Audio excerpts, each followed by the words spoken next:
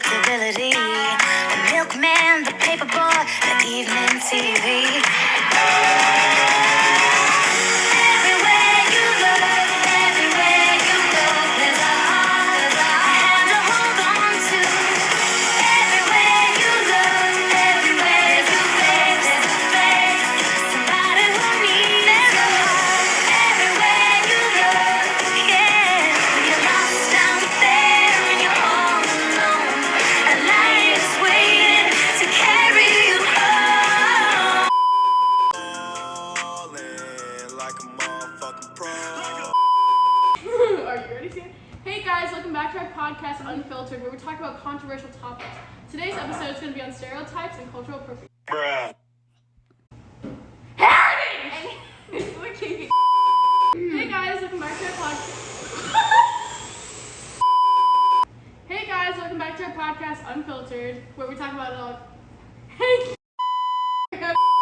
Unfiltered, where we talk about culture. Hey guys.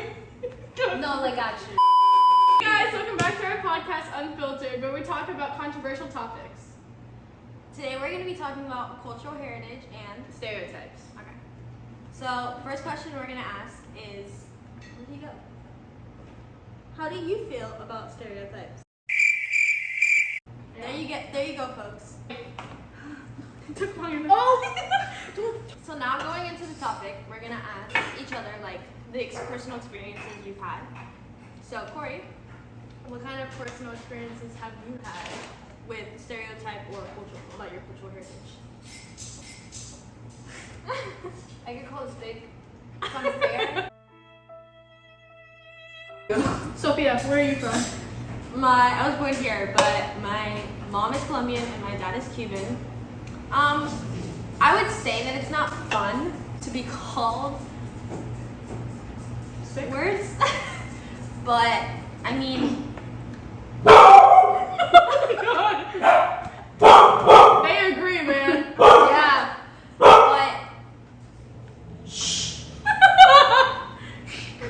Like obviously there's room for jokes. I feel like between trusted people you can make Like, jokes. I feel like it depends on the person Yeah. and where they come from, their I mean, background, yeah. their friends.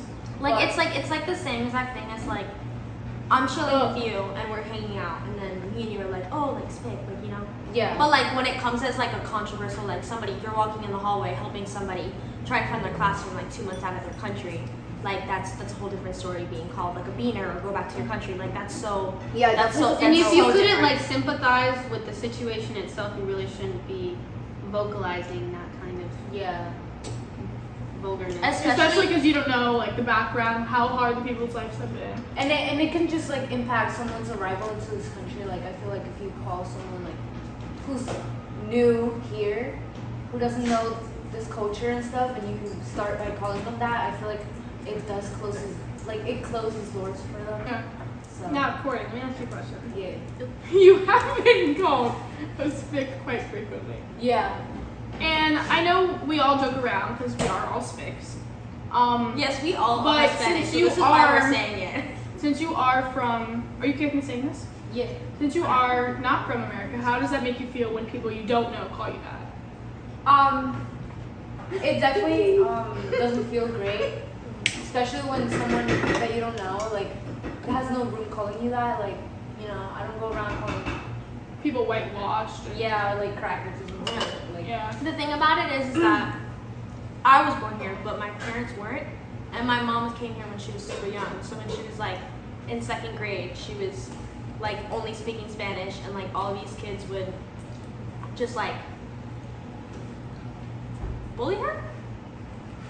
So it was so different because she didn't understand what she was saying, what they were saying, and it kind of like it hit differently. Her teacher too, like.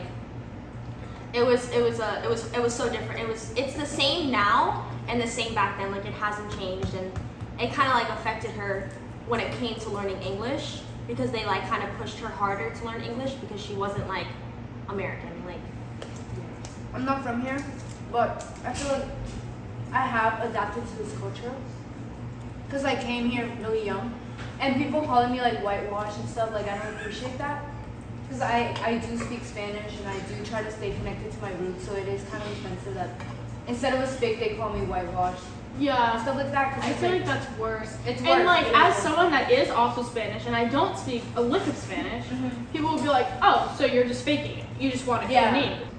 And I'm proud to, like, you know, have an opportunity to come here, and I did adapt, and I do speak English now, and I like the culture here, but that doesn't mean I'm But ashamed of you're my. always gonna be Hispanic. Yeah, Just that like doesn't mean I'm ashamed. I just have adapted like other people should. I feel like you should be open when you come to a new country to And their culture also. Personally, I feel like stuff like this goes a lot further. In the next section, we're going to be talking about how people lose their way from their cultures when they come to countries like America that are very diverse and not strictly to one kind of culture. So, I feel like immigrants like coming into a new country, you should be like obviously like appreciative of your heritage, of your own original heritage, but you should have an open mind. Come to a new country, have an open mind, other culture, and try to mix that in with yours maybe. yeah. But it's important to like hold on to your own culture and really try and implement it for your own individuality and not forget like where you come from. You know, and I have something to say off that too. Is English all of your guys' first language? No. Yes. No, you were both Spanish first, right? Yeah, Spanish is not. Well, because my grandma, so she was born and raised in Cuba. So, and my dad's side, my mom's side, she was born and raised in Colombia. My parents had me.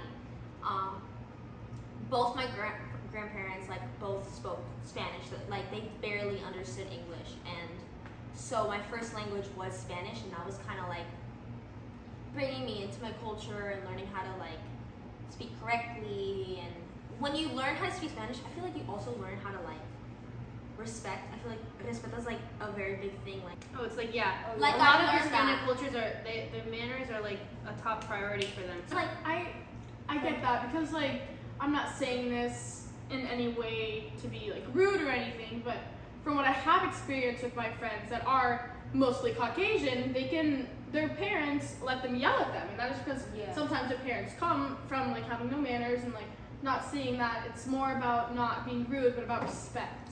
Oh, Yeah. going off of the parents thing, a lot of times, like especially in, like, a lot of parents who come to this country like later on in their adult years, they really rely on their like children to help them with a lot of things. Like they expect their child to know both languages, go to school, work jobs, help them with bills, and also be able to translate. Like it is a lot for one like kid to go through, and it is something that's very present in our cultures. I feel like, you know. It's just like more diverse.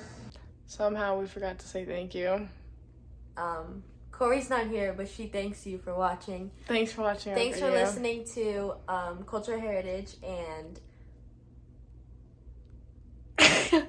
What was it? Oh, stereotypes. Stereotypes. Today's podcast on Unfiltered. Oh.